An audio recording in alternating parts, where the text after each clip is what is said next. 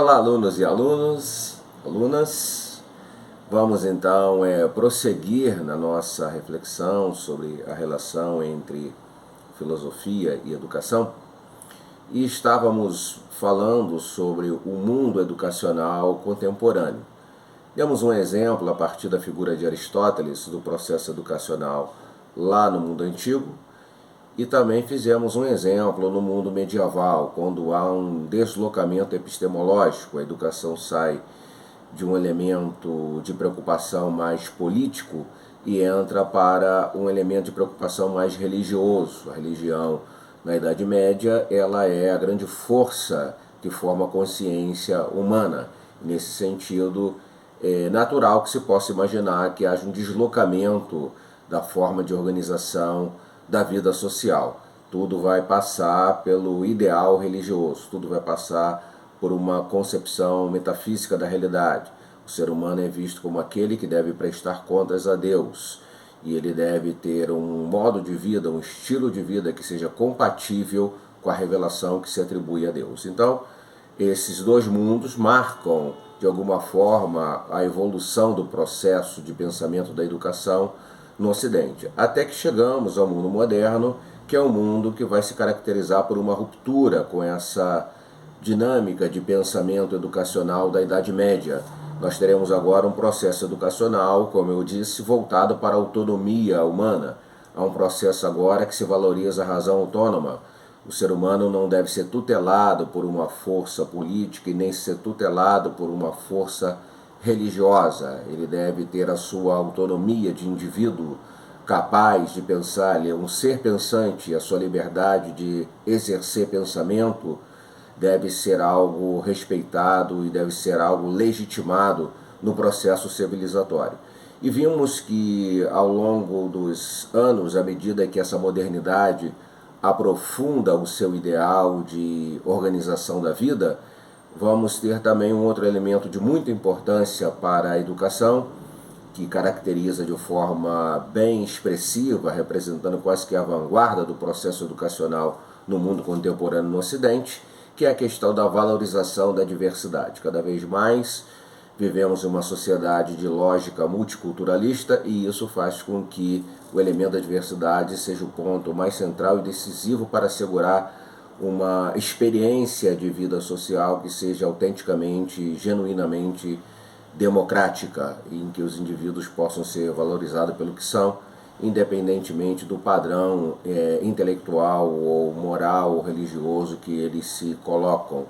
A forma de vida das pessoas, a cosmovisão dos grupos sociais estão sempre sendo alvo de valorização da parte do pensamento mais progressista no mundo da educação contemporânea, para que ninguém, nenhum grupo social, o indivíduo se sinta à margem do processo, marginalizado no processo de organização da vida social ou excluídos do processo de possibilidade de experiência efetiva no mundo de cidadania que essa determinada sociedade ou esse tempo histórico coloca.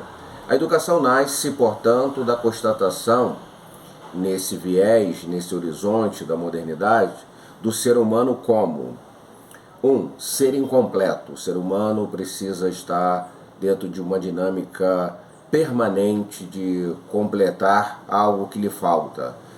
Desde o início no processo educacional, essa é uma questão que se coloca, evidentemente.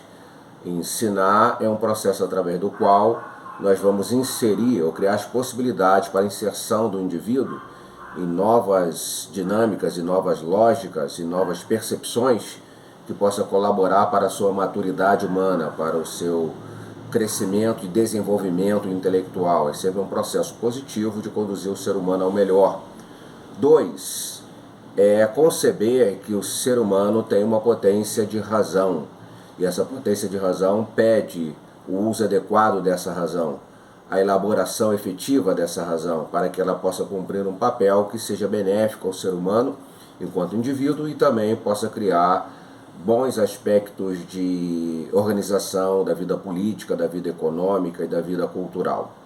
3, ser em metamorfose. O ser humano é um ser em metamorfose histórica e cultural. Então, o processo educacional é um processo dialético que compreende que Há uma herança a ser considerada e vista no passado, há uma dinâmica específica do presente, e esse confronto do passado com o presente pode ser propiciador do surgimento de uma concepção melhor para entender a educação. Nem tudo do passado é absolutamente verdadeiro e nem tudo do passado é absolutamente falso.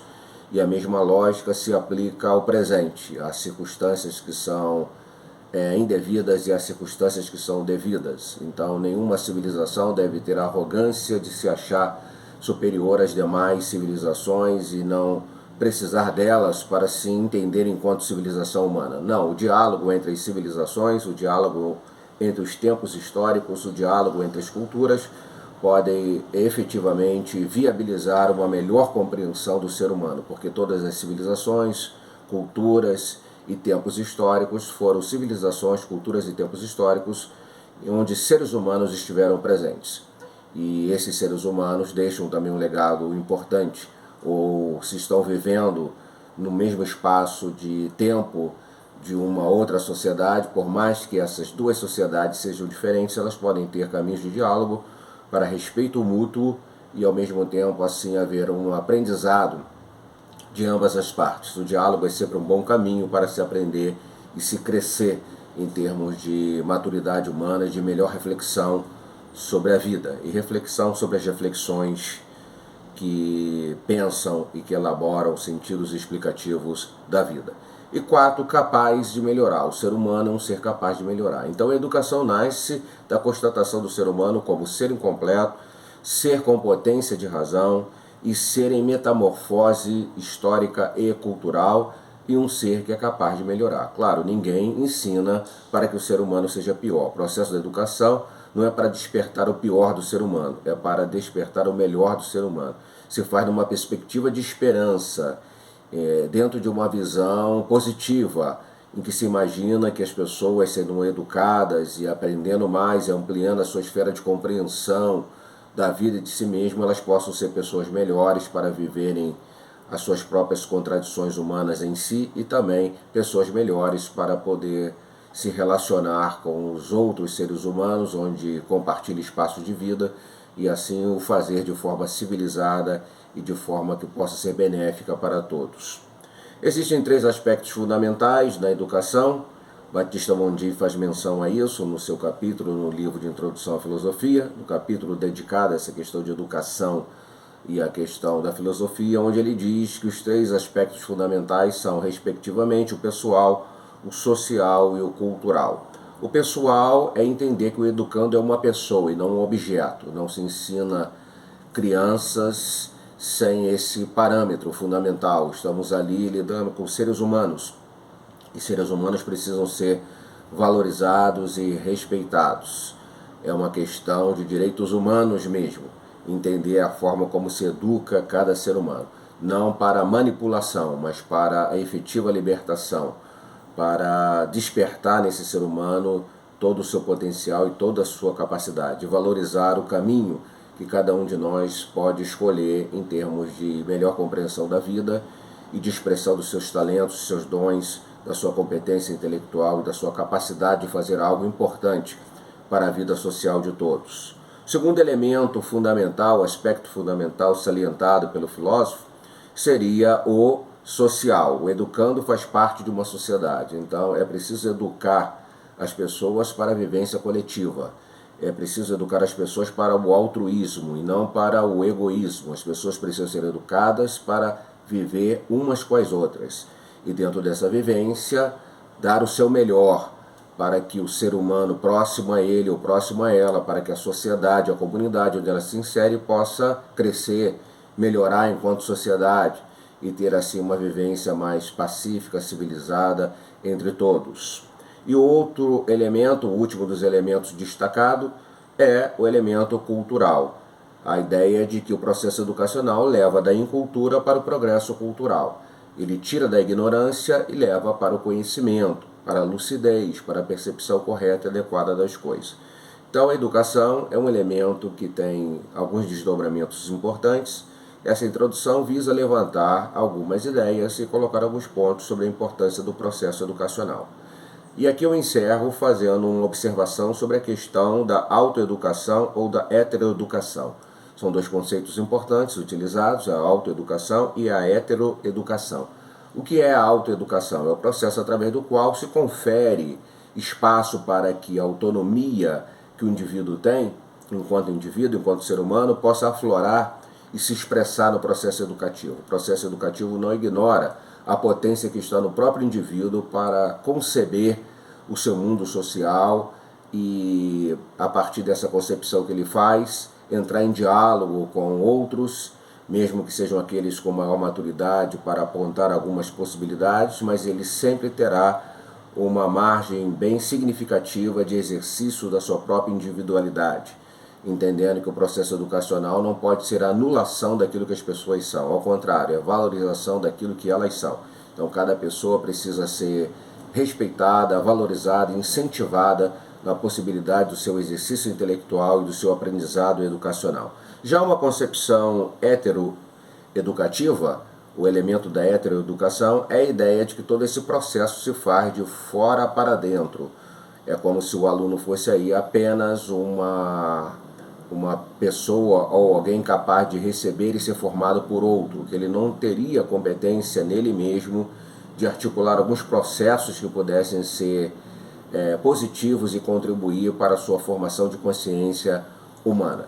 O radicalismo poderia levar a uma escolha de um lado em detrimento de outra, mas o importante seria pensar em uma ação dialética entre isso que nós definimos como autoeducação e o que está sendo definido como heteroeducação. Ao mesmo tempo, compreender a importância dos guias, daqueles que podem conduzir pela maturidade que têm e pela a inserção no campo de conhecimento que trabalham já durante um certo tempo, eles são muito capazes, esses guias, os professores, de levar adiante uma possibilidade bem efetiva de conduzir pessoas por caminhos certos e mostrar a elas os perigos de um equívoco de posicionamento em algumas áreas da vida.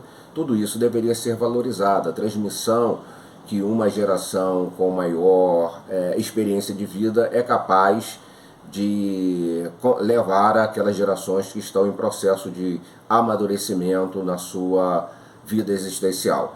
Mas esse processo não deveria anular, como foi dito, essa possibilidade de cada indivíduo ter a sua liberdade respeitada para o exercício da sua compreensão de si mesmo e para o seu exercício de compreensão da vida. Então, uma associação dialética entre a dinâmica da autoeducação e da heteroeducação seria o ponto mais adequado e mais viável para que um processo educacional fosse eficaz e trouxesse resultados efetivos para um indivíduo melhor e uma sociedade melhor. Precisamos de educação, a educação é muito importante, ela é muito essencial e a filosofia contribui discutindo as questões dos limites, dos avanços, dos retrocessos, discutindo sempre o que está acontecendo no mundo da educação e propondo sempre essa questão de valorização da razão, da lógica no entendimento dessas questões e na valorização da liberdade das pessoas e de um espaço social marcado por justiça, por solidariedade, por princípios e preceitos importantes para formar uma vida social justa e adequada. Ficamos aqui então com essas reflexões sobre o mundo da filosofia e o mundo da educação.